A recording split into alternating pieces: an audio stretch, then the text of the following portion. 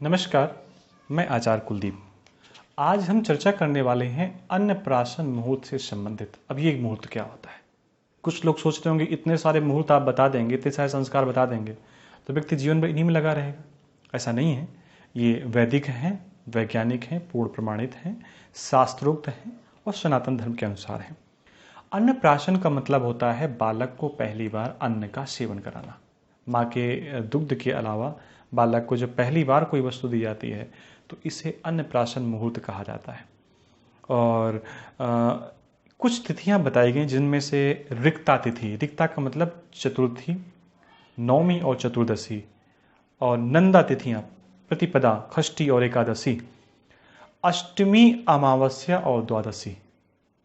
इन तिथियों को छोड़ करके शनिवार, सोमवार और मंगलवार, इन दिनों को छोड़ करके और जिस दिन छठी हुई है, जिस दिन बालक की छठी हुई है उस दिन को भी, क्योंकि वो दिन बार बार आएगा, जैसे मंगलवार को बालक की छठी हुई तो वो दिन भी छोड़ दें। और सामान्यतया जो अशुभ और वर्जनीय तिथियां हैं उन कालों को भी छोड़ दें और फिर बालक का अन्नप्राशन संस्कार कराना चाहिए। लग्न में जन्म लग्न, जन्म राशि से अष्टम राशि, ये ज्योतिष की भाषा है। वो पहले वैदिक साधारण भाषा थी। अगर हम ज्योतिष की भाषा नहीं समझ पा रहे हैं तो साधारण भाषा का उपयोग करके ही अन्नप्राशन करवाना चाहिए। कुछ लग्नों को मना किया गया, 1, 8, 12। ये लग्ने भी ना हो अन्नप्राशन के समय, ये अपने आप पंडित जी से पूछ सकते हैं। बालक 6 महीने से अधिक का हो तभी अन्नप्राशन करवाना चाहिए, 6 महीने से ज़्यादा। और जब अन्नप्राशन कराएं तो यहाँ पुत्र और पुत्रियों में थोड़ा सा फर्क बताया गया। पुत्र का अन्नप्राशन संस्कार 6, 8, 10, 12 यानी कि सब मासों में करवाना चाहिए, इवन मासों में। और पुत्री का जो संस्कार है वो 5वें महीने में, 7वें महीने में, 9वें महीने में, 11वें महीने में अन्नप्राशन संस्कार करना चाहिए, यानी कि पुत्री का ऑड ऑर्डर में। और दोनों की नक्षत्र शुद्धि तो बता ही चुके हैं, फिर भी स्थिर, मृदु, लघु, चर नक्षत्रों में अन्नप्राशन करना चाहिए।